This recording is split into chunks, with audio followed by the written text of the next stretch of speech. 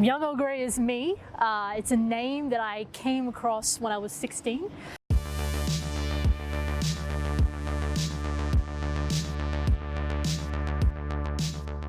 My mum was dating a guy who claimed he was the Earl to a piece of land in England, which was completely untrue, but I thought it sounded kind of cool. He'd be the Young Earl.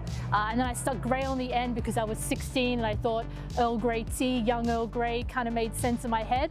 Used it online for about 5 years, totally stuck, couldn't get rid of it, and I've been Young Earl Grey ever since. So when I turned 18, I finished high school. I was totally obsessed with the idea of being an animator. I was very into Disney, I was into Studio Ghibli, and I actually went to Quantum University in Sydney. So I got out of Brisbane where I grew up, went to this very fancy university, and within the first 6 months I absolutely hated it.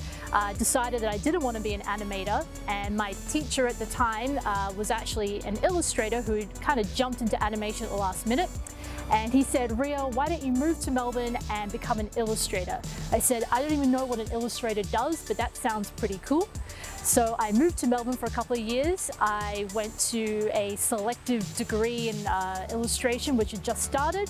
It was pretty cool.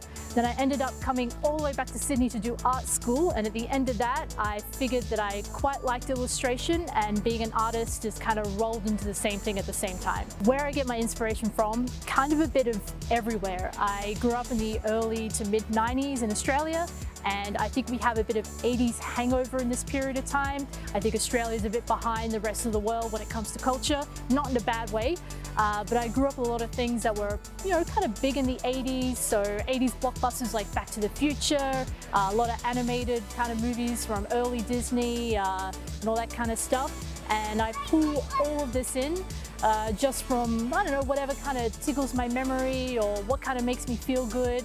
And I'm also like super into movie posters and poster design.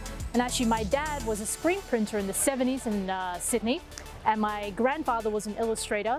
And I think it kind of flows through the blood of the family that I ended up doing illustration to begin with anyway. My process has really changed over the years. I used to be a bit more of a traditional artist, so I would sketch in my sketchbook, then I would scan into my computer and color everything in Photoshop. But the last, say, 5 to 6 years with technology now, I've had a tablet, so I draw directly into Photoshop. And about 2 years ago, I got an iPad. And for anyone who knows with iPads, you have this amazing app. It's called Procreate. And basically you can draw straight onto your iPad, and then you can color everything, do everything there, and upload it as if it was a finished work. So now I work almost solely from my iPad. It means I can go from sketch to finished work within about a couple of hours or so, rather than having to scan things in and go through all of that. But my sketch work is mostly me pulling ideas from my head, kind of jot a few down to begin with, see what's working. I might come back to it a day or two after, and then pull it into a finished piece when I'm feeling particularly inspired. This project kind of grabbed my attention because I've been living in Paris a couple of years, and I really wanted to do an Australian collaboration. It's a big part of who I am, especially when it comes to a thing like school shoes. Every kid that's gone through the school system in Australia knows how important school shoes are, and I thought that's part of my childhood, a part of anyone's childhood, and I really wanted to bring my own kind of Young Earl Grey flair to the project. And I think me being so far away from home, it really appealed that I could connect with my history, my heritage again, and in a way that made a lot of sense to me and kind of harked back to what was important to me as a kid. Not that school shoes were very important, but it reminded me of growing up around all this kind of Australian media and all these cool things. And yeah, Molly and Jack, they both have incredible stories. They're so young, doing really amazing things.